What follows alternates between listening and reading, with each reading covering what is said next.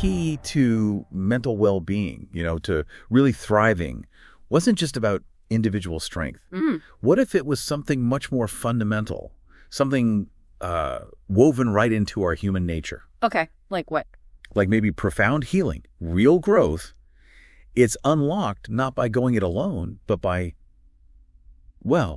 authentic human connection. Oh, yeah. That's the really powerful idea we're digging into today, the power of connection, specifically looking at it through relational-cultural theory. Right. And for this deep dive, we're drawing from a really solid source, a chapter called The Counseling Relationship. It's by Judith V. Jordan and Thelma Duffey from a pretty comprehensive counseling textbook. So it gives us this research-backed foundation. Good. So our mission today is really to pull out the key insights from this chapter. Yeah, the important bits. We want to understand why these authentic growth-fostering relationships are so critical for our well-being. And how the flip side, disconnection, impacts us so deeply. Exactly. And maybe, just maybe, figure out how we can cultivate better connections in our own lives. So, let's get started. Okay. To really kick things off, there's this finding that honestly, it really made me pause. Oh, yeah. Research shows pretty consistently that even the most recognized, evidence-based counseling practices, they're seen as ineffective. Yeah. Without a strong, trusting relationship. Right. Between the counselor and client. It's not just helpful, it's essential. Think about that. Even the best techniques fall flat without that connection. It's absolutely foundational. I mean, look at the official definition of counseling itself. Okay. It's defined as a professional relationship that empowers people towards their goals, mental health, wellness, all of it. So the relationship isn't just part of the therapy. No, it is the therapy, in a way. It's the main vehicle for change, not just a side dish.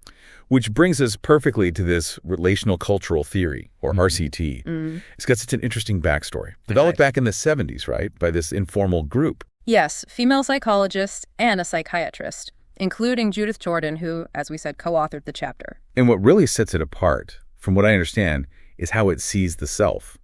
It says the self develops in relation to others. Exactly. Not in a vacuum. Not in isolation. Why is that shift in thinking so important? Well, it reframes almost everything about development and even resilience.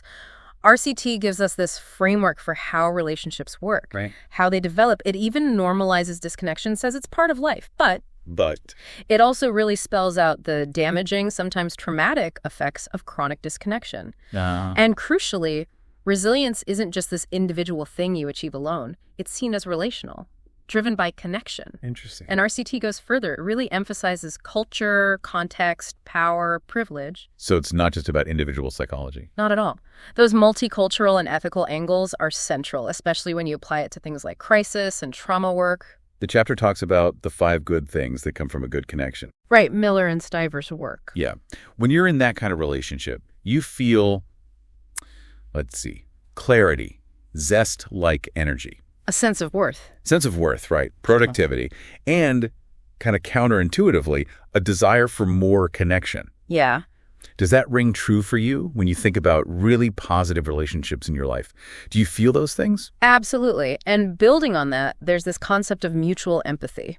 Okay, how's that different from just empathy? Well, regular empathy is often seen as one way, I understand you. Mutual empathy is more like a two-way street. How so? The person sharing sees their impact on the listener. They recognize, oh, what I said affected you. And the listener acknowledges being moved, being changed somehow by hearing the other's experience. So it's that awareness of impact. Exactly. That awareness of mattering to someone else. It's incredibly powerful. RCT says both people are changed, both grow from that kind of moment. It's connection through shared feeling. Okay, but let's face it, life isn't always full of those amazing connections. No, definitely not. The sources are clear. Disconnections are, quote, ubiquitous in life. They are everywhere. And they're not always huge blow-ups, right? Sometimes it's just misunderstandings or someone's preoccupied. We're just not getting it, not understanding or seeming to care how the other person feels. Simple stuff sometimes. But what happens when that becomes the norm? When it's chronic? That's when it gets serious. It leads to feeling cut off, excluded, just isolated. And this isn't just psychological, is it? No, that's what's fascinating. Neuroscience backs this up. The pain of social exclusion.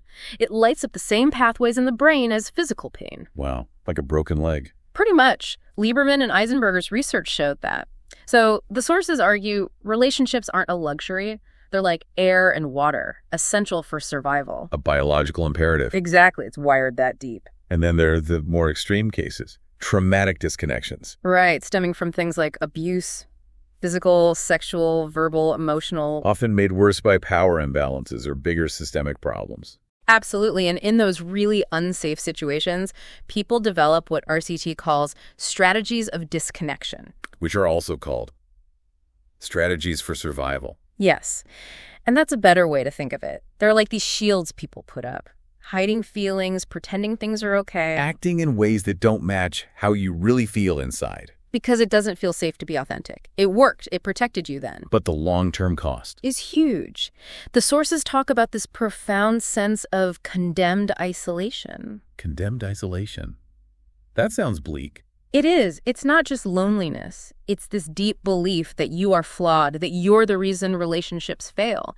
It's filled with shame, despair. And these experiences, they shape how we see future relationships, right? Mm-hmm. Through relational images. Yeah, these are the sort of mental models we build based on the past. So if you were neglected, you might automatically withdraw, just expecting people won't be there for you. Or the opposite if you learned that using power hurtfully got you somewhere. You might replicate that, creating the distance you actually fear. Right. Because it feels familiar, or maybe safe in a distorted way.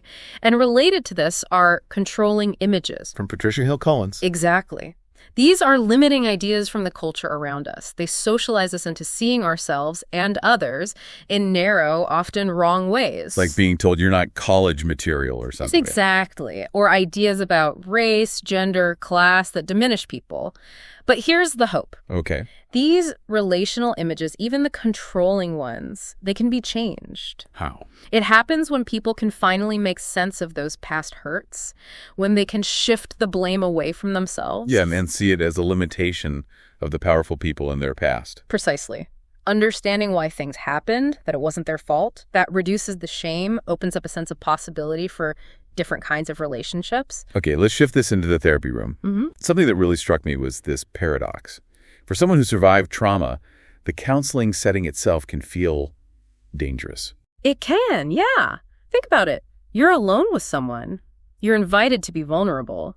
And that person, the counselor, holds a certain power. It can mirror the conditions of past abuse. Exactly. So it can trigger those old feelings of terror, the instinct to shut down. Which means that moments of disconnection, even small ones, are likely to happen in therapy. They're inevitable. The source calls them empathic failures. Empathic failures. And for a trauma survivor, what feels like a tiny slip up to the counselor, maybe they misunderstand something small, it can feel huge to the client. Like full-blown isolation again. Yes, especially if they've just risked being more open. But the key is for the counselor to see this not as failure, but as the client's protective strategy kicking in. Honoring that need for distance, temporarily. Right. It's part of the process, not a sign things are going wrong. It's a step on the path towards connection, ironically. This connects to another idea, relational creativity, or CIC. Yes. Defined as the shared process. Yeah. It involves shifts, growth. Coming from focusing on the therapeutic relationship itself and tapping into our innate creativity. Right. The sources really stress that creativity isn't just some add-on in counseling. It's as fundamental as the relationship. It's about creating new ways of being. There's a case study, Joanna. Ah, yes, Joanna. She came to counseling after her son died. Unimaginable grief. Mm-hmm.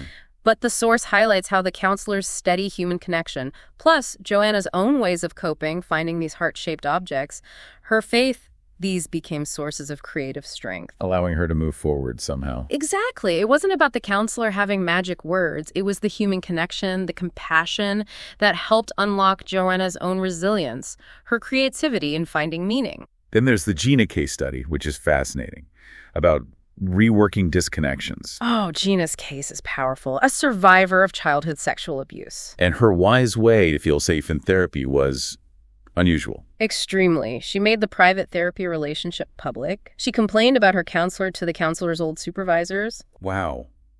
That must have been incredibly difficult for the counselor. Absolutely.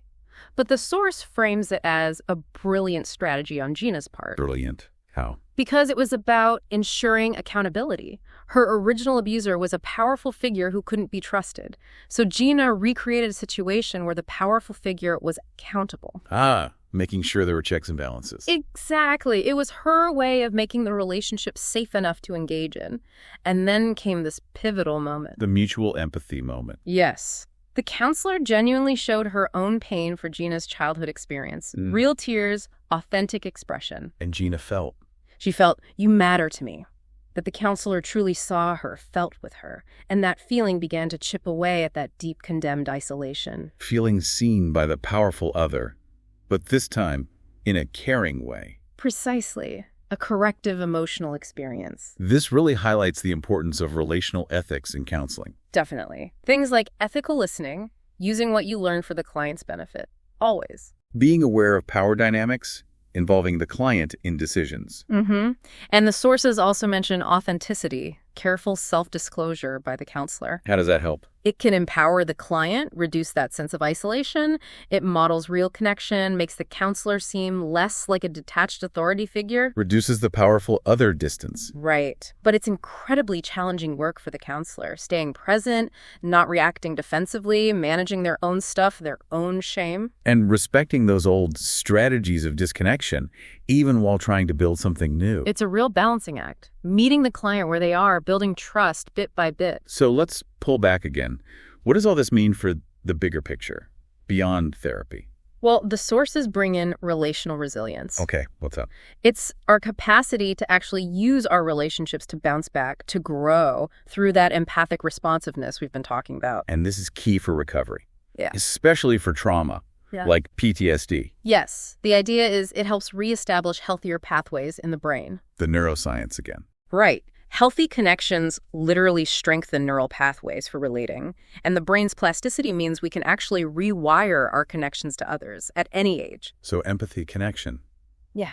They physically change the brain. They do. It's not just metaphorical. But then there's this tension, this destructive paradox the sources mention. Yes. The culture clash. Our culture, especially here in the U.S., really values separation, autonomy, the lone hero myth. Pull yourself up by your bootstraps. Right. But our biology, our neuroscience, is screaming the opposite. We're wired for connection, for interdependence. It's like our society sets us up for stress just by valuing competition and separation over collaboration and connection. It goes against our very nature. That constant push and pull must take a toll. Definitely. And RCT's ideas, they stretch way beyond just therapy. Into mentoring, organization. Mentoring organizations, yes. Looking at marginalization, parenting. It provides this lens to critique power dynamics, racism, sexism, classism. Arguing for changes in social structures that limit people. Exactly. Questioning structures that hinder human possibility and connection. Which brings in radical empathy. Empathy across difference. Essential for collective well-being, the sources argue. So the really profound takeaway seems to be that neuroscience has caught up with RCT. We really are wired to connect, to eschew isolation, as the source puts it. We thrive in connection, not separation. Right. True well-being comes when we honor that need for good connection, when we let go of what Einstein apparently called the illusion of separation. Wow. And it leaves us with a big question, doesn't it? How do we collectively nurture what the source calls anticipatory empathy? Empathy for future generations, for the planet. Yeah. Thinking beyond our immediate circles, how do we build those beneficial connections for the future? We've certainly taken a deep dive today into relational-cultural theory. Mm-hmm. And the core message is pretty clear. Connection isn't just, a nice to have. No, it's fundamental for survival, growth, healing. It changes how you see everything. And it's not just about getting connection from others. No, the healing happens in the mutual participation, in contributing to each other's growth, that mutual empathy, turning despair into possibility. So, a final thought for you listening. Knowing our brains are so deeply wired for connection, knowing isolation can hurt, like physical pain. Mm-hmm. What's one small step, maybe even a courageous one you could take this week? Maybe to repair a disconnection or just lean into a relationship that helps you grow, something to think about.